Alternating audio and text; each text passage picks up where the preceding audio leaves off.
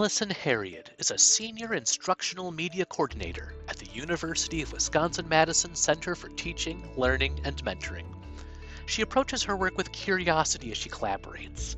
We recently had the opportunity to discuss best practices about instructional media and higher education. Our discussion started with career paths. Alyson, thank you so much for sharing your time today with ADEIL. We really appreciate it. My pleasure. So Alyson, tell me a little bit about your career path that got you to where you are now. Yes. So I suppose it all started with always being fascinated with storytelling. And I knew that I wanted to somehow be in a field where I was telling stories. But I didn't really know exactly what medium I wanted to be doing that in for some time. Until I decided that I was really interested in the visual medium and studied film, radio, and TV here at UW-Madison. Did a little stint internship at a newsroom and decided that definitely was not for me. Um, and kind of shifted a little bit to wanting to really just work in audio. Spent some time in Guatemala working with an organization that advocates for the legalization of community radio to preserve the dozens of indigenous languages that are still spoken in Guatemala. And did that and was really excited to work in radio. But other opportunities presented themselves, and I found myself producing a YouTube series called The Ben Heck Show. And I produced that for 4 years, a little over 4 years, which was really fun, just a really fast paced work environment where we're just like cranking out tons of episodes. And was able to learn a lot along the way. Eventually, the sort of frenetic pace of working in that mode led me to start thinking about other things. And that's when I ended up at the Division of Information Technology here at UW-Madison, working in video production. And I never thought much about the particulars of video production where they intersect with instruction. At least I never thought about it explicitly, though that had been a pretty big part of what I did for this YouTube show that I'd worked on, because it was a lot of teaching about electrical engineering and mechanical engineering, and also getting people excited about these topics through the projects that we were building on the show. So it was there, but I never really thought about it other than like from a very like media production lens.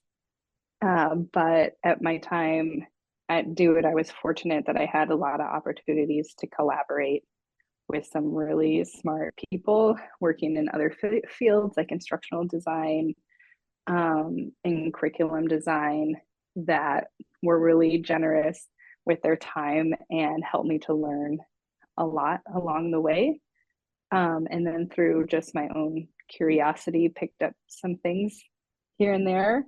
And then currently I'm working for the Center for Teaching, Learning, and Mentoring at the UW-Madison with a sole focus on creating media for teaching and learning. Can you talk a little bit more about the radio work in Guatemala, which sounds fascinating? Yeah. So I could talk about this for a long time, so I'll try to keep it short. Mm-hmm. But Guatemala had a really long civil war. Okay. And I went there to study Spanish. In the school that I was in, several people who had been in the guerrilla forces of the war were teachers there. And through them, I learned a lot about the history And one of them was a radio operator who would be up in Mexico, and they would record onto cassettes information to broadcast to the other forces. And another person that I met later who runs this community radio organization was the person who would get the cassette, run up the mountain with a car battery, the cassette, and like all the other equipment that he needed, quickly set it up, broadcast it, and then try to disappear, basically. So I just thought it was really interesting in the way that they relied on radio during the time of the Civil War, but also really on the focus of to be able to communicate with all of these communities through in their indigenous language as well, was just really interesting. And with learning more about these people and finding out about this organization, that basically in Guatemala, there's only commercial licenses, and it's really expensive to get a license. They don't have a similar model. And so there's all of these radio stations, but they're all technically illegal. All of the community radio stations are technically operating illegally. But it was this place to preserve these languages and for these communities to be able to communicate, to share things culturally, and to be able to do it in their own language. So I thought the whole thing was just really interesting and cool. So basically, I just asked this person, like, can I come and just work for you? I'll do whatever. So I was working to actually digitize, master, and preserve a lot of these historical broadcasts that they had done, which is really cool. And then they had their own community radio station that a bunch of kids from the community actually were primarily running as an experience for them. So worked with them a little bit, and then just spent a lot of time listening to stories as well. So it was a really very cool experience. No, that's super cool. Thank you, Alyson, for sharing that. Yeah. Yeah. So going to your the current work that you do at a Center for Teaching, Learning, and Mentoring, you work a lot with instructional media. What makes a good example of instructional media? One that has a clearly defined objective. Yes. So definitely knowing, well, what is the purpose? Mm-hmm. Why are we making this?